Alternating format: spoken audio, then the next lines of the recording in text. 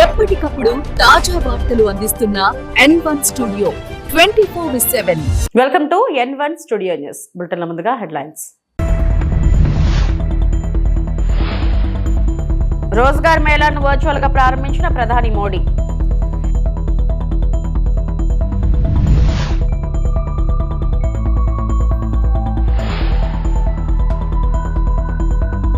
నగరిలో స్వర్ణాంధ్ర స్వచ్ఛంద్ర కార్యక్రమం పాల్గొన్న సీఎం చంద్రబాబు.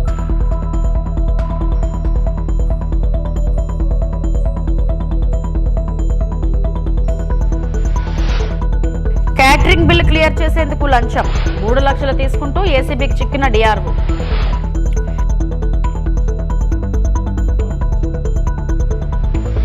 దేశవ్యాప్తంగా ఇవాళ జరిగిన 18వ రోజ్గార్ మేళా కార్యక్రమంలో ప్రధాని నరేంద్ర మోడీ 61,000 మందికి ఉద్యోగ నియామక పత్రాలు అందించారు. కొత్తగా వివిధ శాఖల్లో కేంద్ర ప్రభుత్వ ఉద్యోగాలు వచ్చిన వారికి నియామక పత్రాలను మోడీ వర్చువల్ గా అందజేశారు. కార్యక్రమాన్ని వీడియో కాన్ఫరెన్స్ ద్వారా దేశవ్యాప్తంగా 45 కేంద్రాల నుంచి నిర్వహించారు. సందర్భంగా ప్రధాని మోడీ మాట్లాడుతూ మొత్తం నియామకాల్లో 49,200 హోం మంత్రిత్వ శాఖ పారామిలిటరీ దళాలకు సంబంధించినవని తెలిపారు. మహిళా కానిస్టేబుల్స్ భారీగా నియమితులవుతున్నారని, గత 11 సంవత్సరాల్లో ప్రభుత్వం అనేక సౌలభ్య చర్యలు తీసుకున్నందున ఇది సాధ్యమైందని వివరించారు. आपके जीवन में भी ये नई वसंत का आरंभ हो रहा है. आपको ये समय संविधान के प्रति अपने दायित्वों से भी जोड़ रहा है. संयोग से इस समय देश में गणतंत्र का महापर्व चल रहा है. कल 23 जनवरी को हमने नेताजी सुभाष की जयंती पर पराक्रम दिवस मनाया और अब कल 25 जनवरी को राष्ट्रीय मतदाता दिवस है. फिर उसके बाद 26 जनवरी को गणतंत्र दिवस है. आज का दिन भी विशेष है. आज के ही दिन हमारे संविधान ने जन गण मन को राष्ट्रीय गान और वंदे मातरम को राष्ट्रीय गीत के रूप में अपनाया था. आज के इस महत्वपूर्ण दिन देश के 61,000 से ज्यादा नौजवान जीवन की नई शुरुआत कर रहे हैं. आज आप सबको सरकारी सेवाओं के नियुक्ति पत्र मिल रहे हैं. ये एक तरह से नेशन बिल्डिंग का इन्विटेशन लेटर है. స్వర్ణాంధ్ర స్వచ్ఛాంధ్ర కార్యక్రమంలో ముఖ్యమంత్రి నారా చంద్రబాబు నాయుడు పాల్గొన్నారు. సందర్భంగా పరిశుభ్రత, పర్యావరణ పరిరక్షణలో ప్రజల భాగస్వామ్యం కీలకమని ఆయన పేర్కొన్నారు. రాష్ట్రాన్ని స్వచ్ఛందంగా సుస్థిరంగా అభివృద్ధి చేయడమే లక్ష్యంగా ప్రభుత్వం పనిచేస్తుందని తెలిపారు. We have an agency. Okay, but what is the size of the project? Project is about 4 tons viable units, sir, per unit. ఒక ప్రభుత్వ కార్యక్రమం కాదు, ఈ విషయం మీరు గుర్తుపెట్టుకోవాలి. ఇది మన జీవన విధానం కావాలి. అందుకే నేను కొన్ని కార్యక్రమాలు పెట్టుకున్నాను. ప్రతి నెల మొదటి తారీఖు వస్తే పేదల సేవలో నేనే కాదు, ప్రజాప్రతినిధులు, అధికార యంత్రాంగం, ఎన్డీఏ కూటమి నాయకులందరూ కూడా ప్రజాసేవలో మమేకం కావాలి. మాకు గుర్తుండాలి, పేదవాళ్ళ సమస్యలు అర్థం చేసుకోవాలి. మీ సమస్యల పరిష్కారం కోసం అనునిత్యం పనిచేయాలనే ఉద్దేశంతోనే పేదల సేవలో పెట్టాం. అర్బన్లో సాలిడ్ వేస్ట్ ప్రాసెసింగ్ కింద 101 ఇంటిగ్రేటెడ్ సాలిడ్ వేస్ట్ మేనేజ్మెంట్ ప్రాజెక్టుని 510 కోట్లతో శాంక్షన్ చేశాం. ఇంకో పక్కన ఇంటింటికి డస్ట్బిన్లు ఇస్తున్నాం. ఇవి కూడా మీరు చూస్తే 2,21,00,000 విలువైన 9,045 హోమ్ కాంపోస్ట్ డస్ట్బిన్స్ ఇచ్చాం మీకు. మీ ఇంట్లో ఉండే పొడి చెత్త, తడి చెత్త మీ ఇంట్లోనే కాంపోస్ట్గా తయారు చేసుకుని అదే సమయంలో అందులో నుంచి మీరు కాంపోస్ట్ ఎరువు తయారు చేసుకుంటే అదనంగా మీకు ఒక 200 రూపాయల ఆదాయం వచ్చే పరిస్థితి వస్తుంది. కుటుంబాల బట్టి ఇది పెరుగుతుంది. ఇంకో పక్క గ్రామీణ ప్రాంతాల్లో చెత్త సేకరణ కోసం స్వచ్ఛ భారత్ మిషన్ కింద 6.7 కోట్లు శాంక్షన్ చేశాం. 200 ఆటోలు ఇచ్చాం, 1200 ట్రైసైకిల్స్ ఇచ్చాం, 5000 పుష్ కార్ట్లు ఇచ్చాం. ఇవన్నీ ఇచ్చి కార్యక్రమాన్ని ముందుకు తీసుకుపోతున్నాం. ఇంకో పక్క పరిశుభ్రత డ్రైవ్ని పోయిన సంవత్సరం నుంచే ప్రారంభించాం. రాష్ట్రం మొత్తం మీరు ఒకసారి చూస్తే గడచిన ప్రభుత్వం 105 లక్షల మెట్రిక్ టన్నులు చెత్తని పట్టణాల్లో వదిలేసి వెళ్ళిపోయారు. చెత్త ఉంటే ఏమవుతుందో మీరు ఒకసారి చూడండి. ఆ చెత్త ఒడ్లో పడిపోయి పెద్ద పెద్ద గుట్టలుగా తయారైపోయి వర్షం పడితే ఆ వర్షం అంతా అక్కడే ఇంకి ఆ నీళ్లు భూగర్భ జలాలుగా కలుషితం అయిపోయి ఆ నీళ్లే మనం తాగే పరిస్థితికి వచ్చాం. అక్కడ వచ్చే చెడు గాలి మనమే పీల్చుకునే పరిస్థితికి వచ్చాం. ఈరోజు దాని మీద ఒక ఉద్యమ స్ఫూర్తితో పనిచేస్తున్నాం. దగ్గర మీరు ఒకసారి చూస్తే 90% పట్టణ ప్రాంతాల్లో, గ్రామీణ ప్రాంతాల్లో మొత్తం ఈ యొక్క లెగసీ వేస్ట్ అంతా కూడా క్లియర్ చేశాం. మార్చి లోపల మీకు అందరికి హామీ ఇస్తున్నా, 1,12,000 టన్నులు అంటే 112 లక్షల టన్నులు అంటే 1,12,00,000 టన్నులు చెత్తని పూర్తిగా తీసేసే బాధ్యత ఈ ప్రభుత్వం తీసుకుంటాం. పల్నాడు జిల్లా కలెక్టర్ కార్యాలయంపై ఏసీబీ దాడులో 3 లక్షలు లంచం తీసుకుంటూ ఏసీబీకి చిక్కిన DRO Murali, ACB additional SP Mahendra Mathe మీడియాతో మాట్లాడుతూ ఏసీబీ డీజీ అతుల్ సింగ్ ఆధ్వర్యంలో దాడులు చేశాం. డిఆర్ఓ మురళి 3 లక్షలు లంచం తీసుకుంటుండగా దాడి చేసి పట్టుకున్నాం. 2023న మాజీ సీఎం ప్రోగ్రాంలో సాగర్ మాత క్యాటరింగ్ వారికి భోజనాలు బిల్లు 37 లక్షలు అయ్యింది. దానిలో 10 లక్షల బిల్లు గతంలో చెల్లింపులు జరిగాయి. మిగిలిన 27 లక్షల క్యాటరింగ్ బిల్లు బకాయిలు మంజూరు చేయడానికి డిఆర్ఓ మురళి లంచం అడిగారు. ఈ రోజు కలెక్టర్ కార్యాలయంలోని తన ఛాంబర్లో లంచం తీసుకుండగా రెడ్ హ్యాండెడ్గా పట్టుకున్నాం. డిఆర్ఓ మురళిని అదుపులోకి తీసుకుని విచారణ చేస్తున్నాం. కేసు నమోదు చేసి దర్యాప్తు చేస్తున్నామని అన్నారు.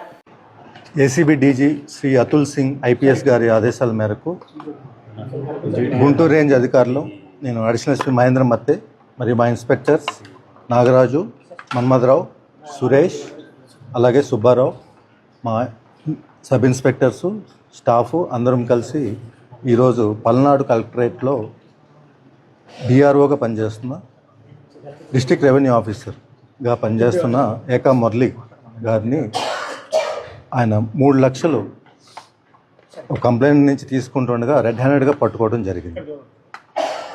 ఈ 3 లక్షలు లంచం అనేది ఆయన 2023లో ఎక్స్సీఎం ప్రోగ్రామ్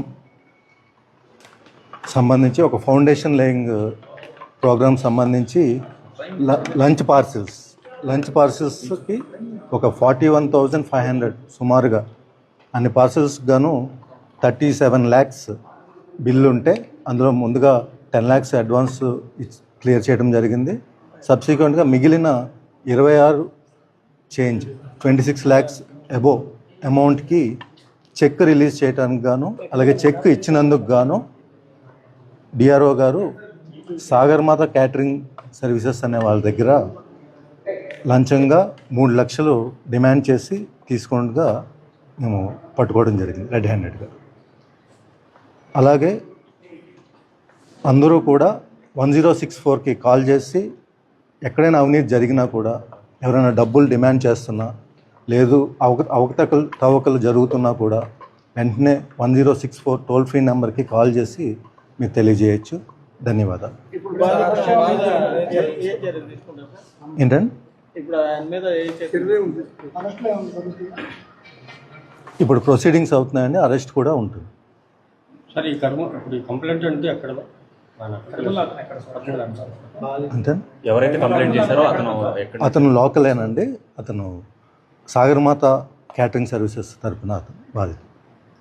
తెలంగాణలో ఫోన్ ట్యాపింగ్ డ్రామా నడుస్తుందని ఆరోపించారు రాష్ట్ర బీజేపీ అధ్యక్షుడు రామచంద్రరావు. ఫోన్ ట్యాపింగ్ కేసు దర్యాప్తులో కాంగ్రెస్, బీఆర్ఎస్ కలిసి ప్రజలతో ఆటలాడుతున్నాయని ఆగ్రహం వ్యక్తం చేశారు. నేతలపై యాక్షన్ ఎందుకు లేదని ప్రశ్నించారు. బీజేపీ కార్యాలయంలో కర్పూరి ఠాకూర్ జయంతి వేడుకలు జరిగాయి. కర్పూరి ఠాకూర్ జీవితం కార్యకర్తలకు ఆదర్శమని బీజేపీ రాష్ట్ర అధ్యక్షులు రామచంద్రరావు అన్నారు. అనంతరం ఆయన మీడియాతో మాట్లాడుతూ ఫోన్ ట్యాపింగ్ తీవ్రమైన రాజ్యాంగ ఉల్లంఘన, కాంగ్రెస్, బీఆర్ఎస్ కలిసి ప్రజలతో ఆటలాడుతున్నాయి. 2 ఏళ్లుగా దర్యాప్తు పేరుతో డ్రామాను తలపిస్తున్నాయని అన్నారు. ప్రభుత్వానికి చిత్తశుద్ధి ఉంటే యాక్షన్ ఉండాలి, అరెస్టులు చేయాలి. పక్క రాష్ట్రాల్లో ఛార్జ్ షీట్లు, తెలంగాణలో ఎందుకు కాదు? కాంగ్రెస్ కూడా ఫోన్ ట్యాపింగ్ చేస్తుందేమో అనే అనుమానం కలుగుతుందని, బీఆర్ఎస్ ఆరోపణలకు విలువ లేదని అన్నారు. అధికారులపై మాత్రమే చర్యలు ఉన్నాయి, నేతలపై యాక్షన్ ఎందుకు లేదని ప్రశ్నించారు. సాయిబాబా భక్తులు, షిర్డీ సాయిబాబా భక్తులు, షిర్డీ సాయిబాబా సంస్థాన్ కింద నడుస్తున్న అనేక షిర్డీ సాయిబాబా దేవాలయాలు ఈ అన్నీ కూడా వారు మనస్తాపం చెంది కొంతమంది వ్యక్తుల యొక్క వ్యాఖ్యలతో ఈరోజు భారతీయ జనతా పార్టీ కార్యాలయంలో రావడం జరిగింది. మరి కొంతమంది షిర్డీ సాయిబాబా మీద అనుచితమైనటువంటి యొక్క వ్యాఖ్యలు చేసి వారు మనోభావాల్ని దెబ్బతీసినందుకు వారు భారతీయ జనతా పార్టీ వారు చేసిన వ్యాఖ్యలకు భారతీయ జనతా పార్టీకు ఎటువంటి సంబంధం లేదు. ఏదున్నా ఎవరైనా సరే మనోభావాల్ని దెబ్బతీసేలానే, మనోభావాల్ని గాయపడేలానే మాట్లాడకూడదని చెప్పేసి కూడా ఈ సందర్భంగా తెలియజేస్తూ, మరి ఎవరైతే ఈ వ్యాఖ్యలు చేశారో మనోభావంలో కొంతమంది దెబ్బతిన్నాయి కాబట్టి ఆ భక్తులు ఏవైతే నమ్ముతున్నారో కోట్లాది మంది ఉన్నారు. మరి షిర్డీ సంస్థాన్ కూడా ఒక ఐఏఎస్ అధికారి, దాంట్లో కూడా పోలీసు అధికారులు, అది గవర్నమెంట్ కింద నడుస్తున్నటువంటి షిర్డీ సంస్థాన్, మరి దాని మీద ఇట్లా అనుచితమైనటువంటి వ్యాఖ్యలు చేసి భక్తులని మనోభావాన్ని దెబ్బతీసినందుకు వారు వెంటనే వారు చేసినటువంటి దానికి వారు ఆ వ్యాఖ్యలను వెనక్కి తీసుకోవాలని చెప్పేసి కూడా వాళ్ళందరూ కూడా కోరుతూ ఉన్నారు. మరి భారతీయ జనతా పార్టీ కూడా తెలియజేస్తూ ఉంది, భారతీయ జనతా పార్టీకు ఎవరైనా ఆ వ్యాఖ్యలను చేసి ఉంటే ఆ వ్యాఖ్యలు చేసిన వారికి వారి యొక్క ఆలోచనకు భారతీయ జనతా పార్టీ ఏకీభవించదు. మేము స్పష్టంగా ఎవరి నమ్మకాలు వాళ్లకు, ఏ దేవుని పూజించవచ్చు, ఈ దేశంలో కోట్లాది దేవతలు ఉన్నారు, అన్ని దేవీ దేవతలను మనం అందరం కూడా ఆదరించుకుంటాం. కాబట్టి షిర్డీ సాయిబాబా గారి యొక్క భక్తులకు, వారు నమ్మినటువంటి యొక్క భక్తులందరికీ కూడా నేను మరొక్కసారి ఆశ్వాసిస్తున్నాం, భారతీయ జనతా పార్టీ ఏ రకమైనటువంటి ఇటువంటి ఒక కార్యక్రమాన్ని కానీ ఇటువంటి వ్యాఖ్యలను కానీ మద్దతు పలకదు. అనంతపురం నగరంలోని నవోదయ కాలనీలో స్వచ్ఛాంధ్ర స్వర్ణాంధ్ర కార్యక్రమంలో భాగంగా శనివారం ఉదయం జీరో గ్యాస్ శానిటేషన్ ఆంధ్ర థీమ్తో ఇంటి వద్ద కంపోస్టింగ్ పై నిర్వహించిన అవగాహన కార్యక్రమంలో పాల్గొన్న urban MLA Daggupati Venkateswara Prasad, in-charge జిల్లా collector C Vishnucharan, market yard chairperson Balla Pallavi తదితరులు. కార్యక్రమంలో నగర పాలక సంస్థ commissioner Balaswamy, PD MEPMA Vishwajyothi, MHO in-charge DE Narasimhulu, Swachh Andhra corporation coordinator Venkatesh, Navodaya colony సచివాలయ సిబ్బంది, మెప్మా టీపీఆర్ఓ సిబ్బంది తదితరులు పాల్గొన్నారు. పుదీనా ప్లాంట్ ఇది ఎముకలకి బాగా యూజ్ అవుతుంది సార్. జస్ట్ 4 స్టార్టింగ్ కట్ చేసుకొని దాంట్లో స్నేక్ ప్లాంట్ ఇవన్నీ కూడా అమ్మ ఇది ఆర్గానిక్ వేస్ట్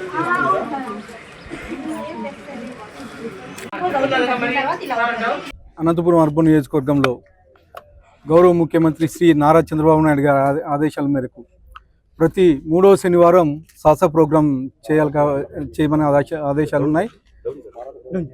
గత శనివారం సంక్రాంతి పండుగ కాబట్టి ఈ ప్రోగ్రాం 4వ శనివారంకి ఈ ప్రోగ్రాం పోస్ట్పోన్ చేయడం జరిగింది. దాంట్లో భాగంగా గౌరవ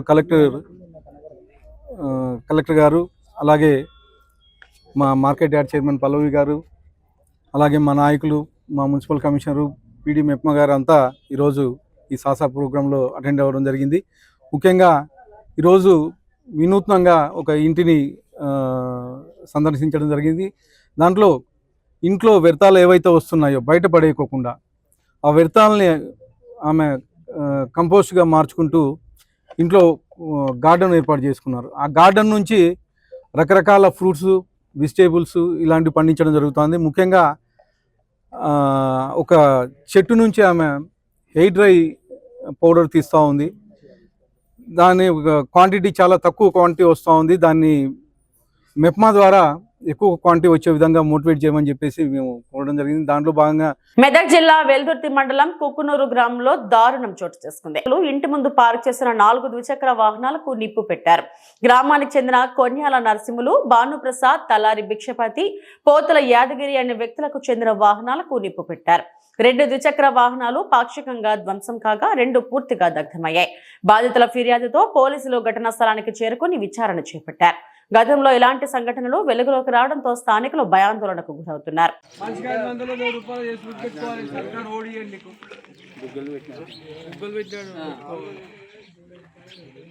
మనమే పైసలు పెట్టి పెట్టుకోవాలి. 500తో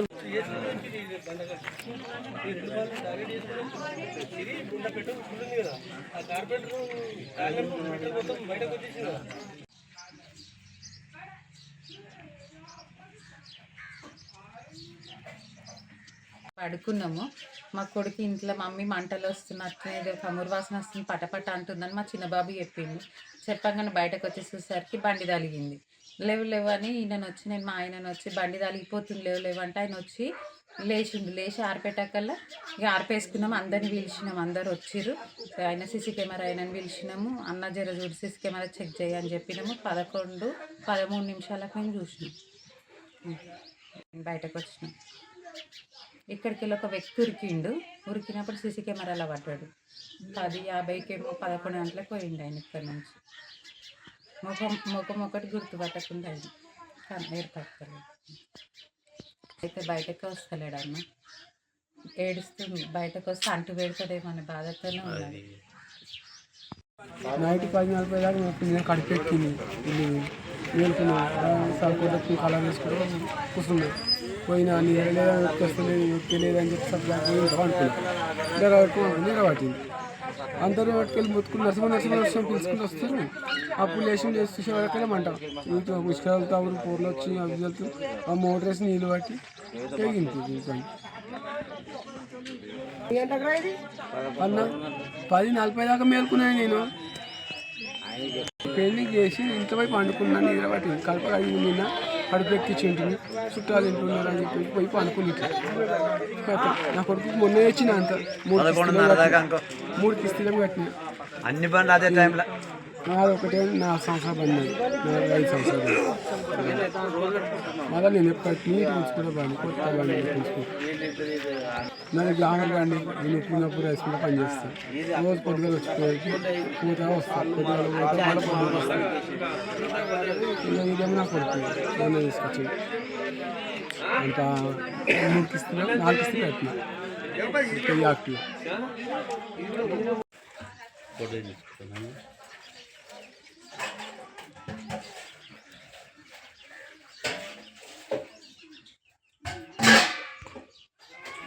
జనసేన పర్యటనలో భాగంగా పూడి గిరిజన కాలనీలో పేట బ్రదర్స్ మిత్ర బృందం తొట్టంబేడు మండలం పూడి గిరిజన కాలనీలో పర్యటించడం జరిగింది. ఈ పర్యటనలో ప్రతి కుటుంబం వద్దకు వెళ్లి వారితో మాట్లాడటం జరిగింది. దాదాపు 90% గిరిజన వాసులు ప్రభుత్వ పథకాలన్నీ మాకు అందుతున్నాయని, పెన్షన్ల పరంగా తల్లికి వందనం, వృద్ధులకు ఇంటి వద్దకే రేషన్ బియ్యం మొదలగు సరుకులు తెచ్చి ఇవ్వడం, అంతేకాకుండా మహిళలకు ఉచిత బస్సు మాకు చాలా సౌకర్యంగా ఉందని అక్కడ గిరిజన ప్రజలు కూటమి ప్రభుత్వం పట్ల ఆనందం వ్యక్తం చేశారు. 4 కుటుంబాలు మాత్రం రేషన్ కార్డు సమస్యలు, 2 కుటుంబాలు కాలనీ ఇంటి సమస్యలు ఉన్నాయని తెలపడం జరిగింది. స్థానిక శాసనసభ్యులు శ్రీ బొజ్జల వెంకట సుధీర్ రెడ్డి దృష్టికి తీసుకుని వెళ్లి పరిష్కరించే దిశగా కృషి చేస్తామని తెలపడం జరిగింది. కార్యక్రమంలో జనసేన పార్టీ నాయకులు పేట చంద్రశేఖర్, పేట చిరంజీవి, లక్ష్మణ్, దినేష్, కల్లిపూడి వెంకటేష్ తదితరులు హాజరయ్యారు. అందరికీ నమస్కారం. నా పేరు పేట చిరంజీవి, శ్రీకాళహస్తి నియోజకవర్గం జనసేన పార్టీ. ఈరోజు శ్రీకాళహస్తి నియోజకవర్గంలో జనసేన పార్టీ తరఫున తొట్టంబేడు మండలం పూడి ఎస్టీ కాలనీలో జనసేన పర్యటన చేయడం జరిగింది. ఇక్కడ ఉండేటువంటి ఎస్టీ కాలనీలో మొత్తం కూడా ఉండేటువంటి అన్ని కుటుంబాలతో డైరెక్ట్గా వెళ్ళి వాళ్ళ యొక్క సమస్యల్ని మొత్తం కూడా తెలుసుకోవడం జరిగింది. చాలా వరకు ఈ పూడి ఎస్టీ కాలనీలో ఉండేటువంటి ప్రజలు మొత్తం కూడా దాదాపు 90% ఉండేటువంటి కుటుంబ సభ్యులు మొత్తం కూడా సరే, ఆల్మోస్ట్ కూటమి ప్రభుత్వం తరపు నుంచి వచ్చేటువంటి ప్రతి ఒక్క పథకం కూడా సరే, అంటే ఇప్పుడు రేషన్ అనేది 50 సంవత్సరాలు 60 సంవత్సరాల పైపున డైరెక్ట్ ఇంటికి రావడం ఉండేటువంటి సందర్భాలు ఏవైతున్నాయో డైరెక్ట్ ఇంటికి వస్తున్నాయని చెప్తున్నారు. అదేవిధంగా గతంలో వికలాంగుల పెన్షను, నార్మల్ పెన్షన్ ఇవన్నీ కలిపి మాకు 6,000 వచ్చేది. ఇప్పుడు ఈ కూటమి ప్రభుత్వం వచ్చిన తర్వాత మాకు పెన్షన్ 10,000 వస్తుంది. చాలా సంతోషంగా ఉందని చెప్తున్నారు. ముఖ్యంగా మహిళలైతే ఈ మహిళలకి ఉచిత బస్సు ప్రయాణం పెట్టిన తర్వాత మేము ఎక్కడ పోవాలన్నా కూడా సరే ఆధార్ కార్డు ద్వారా మొత్తం రాష్ట్రం మొత్తం కూడా ఫ్రీగానే తిరుగుతున్నాం. అది మాకు చాలా సంతోషంగా ఉంది అనేసి ఈ పథకాలన్నింటి మీద కూడా సరే ఇక్కడ ఉండేటువంటి గిరిజన ప్రజలు మొత్తం కూడా చాలా ఆనందం వ్యక్తం చేస్తున్నారు. అదేవిధంగా ఒక 3-4 కుటుంబాలు మాత్రము ఈ రేషన్ కార్డుల సమస్యలు, అదేవిధంగా 2 కాలనీ ఇంటి సమస్యలు తీసుకొచ్చారు.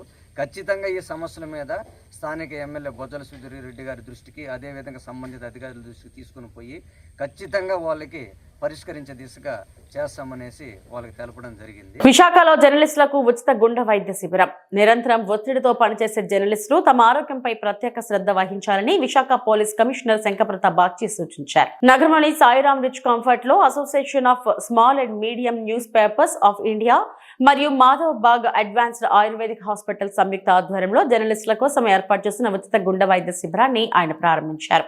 ఈ శిబిరంలో జర్నలిస్టులకు గుండె సంబంధిత పరీక్షలు నిర్వహించి ఉచిత మందులు అందించడంతో పాటు అవసరమైన వైద్య సలహాలు ఇచ్చారు. కార్యక్రమంలో జర్నలిస్టు నాయకులు, వైద్యులు మరియు పలువురు మీడియా ప్రతినిధులు పాల్గొన్నారు.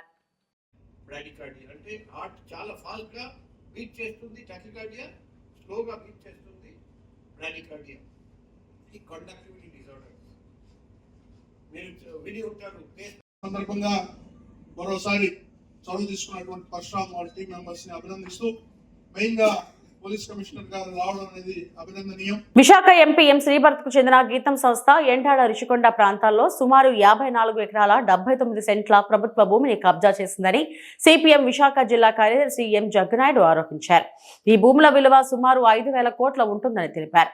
భూములను ఎంపీకి కట్టుబెట్టేందుకు కూటమి ప్రభుత్వం ప్రయత్నిస్తుందని, ఈ నెల 30న జరిగే జీవీఎంసీ కౌన్సిల్ సమావేశం ఎజెండాలో అంశంగా చేర్చడాన్ని తక్షణమే తొలగించాలని డిమాండ్ చేశారు.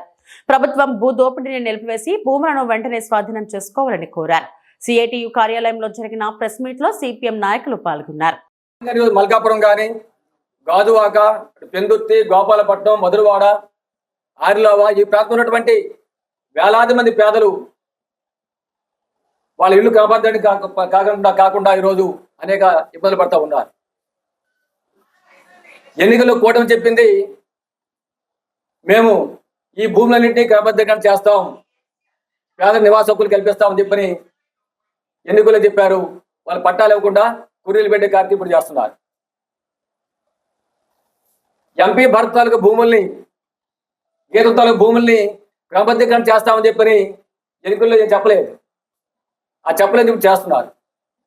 అంటే చంద్రబాబు, పవన్ కళ్యాణ్, బీజేపీ కూటమి ప్రభుత్వాలు ఎన్నికల ముందు ప్రజలు చెప్పింది ఒకటి, గెలిచిన తర్వాత తన అనుయాయులకి, తన పార్టీ ఎంపీలకి ప్రజలకు ఆస్తుల్ని, భూముల్ని దోచిపెట్టడం లక్ష్యంగా పెట్టుకుని ఈరోజు పౌరులు కోరుతా ఉన్నారు.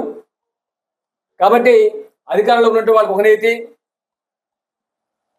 సామాన్యులకు ఒక నీతి అని చెప్పింది సరైన పద్ధతి కాదు. ఎప్పటికైనా సరే ముఖ్యమంత్రి చంద్రబాబు గారు వెంటనే జోక్యం చేసుకోవాలి. రాష్ట్ర ప్రభుత్వం జోక్యం చేసుకొని గీతం యూనివర్సిటీ స్వాధీనంలో ఉన్నటువంటి ఆక్రమించినటువంటి 54 ఎకరాల 79 భూమిని తక్షణమే స్వాధీనం చేసుకోవాలని చెప్పని సిపిఎం పార్టీ మేము డిమాండ్ చేస్తున్నాం. అలాగే పేదలకి ఏదైతే జీవన 30 ప్రకారంగా ప్రభుత్వ భూములు నివాసం ఉన్న పేదలంతా కూడా ఆ జీవన ప్రకారంగా పట్టాలు మంజూరు చేయమని డిమాండ్ చేస్తున్నాం. అలా కాని పక్షంలో ఆందోళన గుర్తు చేయక తప్పదని చెప్పని మీతో హెచ్చరిస్తున్నాం. డాక్టర్ బిఆర్ అంబేద్కర్ కోనసీమ జిల్లా ఆత్రేయపురం మండలం లొల్ల గ్రామంలో చెట్టు పట్ట పథకం కింద మాదిగ లబ్ధిదారులకు మంజూరైన కొబ్బరి చెట్లపై వివాదం నెలకొంది. కొబ్బరికాయలు తీసుకొనివ్వడం లేదని ఆరోపిస్తూ లబ్ధిదారులు ఎంఆర్పీఎస్ నాయకులతో కలిసి మీడియా సమావేశం నిర్వహించారు. వారు మాట్లాడుతూ ఆత్రేయపురం మండలం లొల్ల గ్రామంలో మా దళిత కుటుంబాలకు 1987-88లో చెట్టు పట్ట కింద ఇచ్చిన భూములపై కొందరు అజమాయిషి చేసి ఈ భూములపైనే ఆధారపడి జీవిస్తున్న మాకు మేము నాటుకున్న కొబ్బరి చెట్లను తొలగించి ఆక్రమించుకుని దౌర్జన్యం చేస్తున్నారని వాపోతున్నారు. అయితే ఈ పథకం లేదని ఎంఆర్ఓ ఎండార్స్మెంట్ ఇచ్చారని ఆవేదన వ్యక్తం చేస్తున్నారు. కొబ్బరి చెట్లు తొలగించడంతో లక్షల్లో నష్టం జరిగిందని బాధితులు వాపోతున్నారు. డాక్టర్ బిఆర్ అంబేద్కర్ కోనసీమ జిల్లా ఆత్రేయపురం మండలం లొల్ల గ్రామంలో 8 దళిత కుటుంబాలకు చెట్టు పట్టా కింద భూమి చెట్లు కేటాయించడం జరిగింది. గవర్నమెంట్ పట్టాలు కూడా ఇచ్చింది. అయితే అప్పటి నుంచి కూడా వీళ్ళు ఆ మొక్కల మీద ఆధారపడి బతుకుతున్నారు. అలాగే ఈ భూములు ఎవరికి ఇస్తారంటే బాగా నిరుపేదలు, కూలి పని చేసుకునే వ్యవసాయ కూలీలకి, నిరుపేదలకి, వాళ్ళ అట్టడుగు వర్గాలకి ఇది పట్టా రూపంలో ప్రభుత్వం అప్పట్లో 1987-88లో ప్రారంభించింది. అయితే ఈ పథకమే లేదని చెప్పేసి ఎంఆర్ఓ గారు ఎండార్స్మెంట్ ఇవ్వడం జరిగింది. ఈ పథకం ఆంధ్రప్రదేశ్, తెలంగాణలో కూడా అమలు జరుగుతూ ఉంది. అయితే ఇది రీసెంట్గా దిగుమర్తి రాజారావు గారు కొబ్బరి చెట్లు 40 చెట్లు 15 సంవత్సరాలుగా కల్లూరు ఫ్యామిలీ ఆధ్వర్యంలో వాళ్ళు అక్రమంగా కొబ్బరికాయలు తీసుకుంటూ ఉన్నారు. అంతేకాకుండా పసల కొండమ్మ అనే ఆవిడ అక్టోబర్ నెలలో 40 కొబ్బరి మొక్కలు వేసుకున్నారు. 40 మొక్కలు కూడా ఇరిగేషన్ డిపార్ట్మెంట్ క్రేన్తో వచ్చి తొలగించడం జరిగింది. ఆవిడికి దాదాపు ₹1,00,000 నష్టం వచ్చింది. అయితే దళితులు అనేవాళ్ళు ఏదైనా భూమి కానీ, వాళ్ళు తీసుకునే కొబ్బరి చెట్లు కానీ, అంతేకాకుండా వాళ్ళ భూమిలోకి అన్యాయంగా వచ్చి ఇతర కులాలు ఎవరైనా సరే దాడి చేసిన, చెట్లు కొబ్బరికాయలు తీయించుకోకపోయినా, అన్యాక్రాంతం చేసిన 1989 SC/ST అట్రాసిటీ యాక్ట్ మరియు 2015 and 16 అమెండెడ్ యాక్ట్ కూడా ఉంది. అయితే బలమైన చట్టం ఇది. కాబట్టి ఈ చట్టం కింద వాళ్ళు శిక్షార్హులు అవుతారు. తప్పనిసరిగా వీళ్ళు బాధితుల్ని వాళ్ళు ఇంచుమించు 15-16 సంవత్సరాలుగా వేధించడం జరుగుతుంది. కాబట్టి తప్పనిసరిగా వాళ్ళు ఈ చట్టం కింద వాళ్ళ మీద కేసు నమోదు చేయిస్తాము.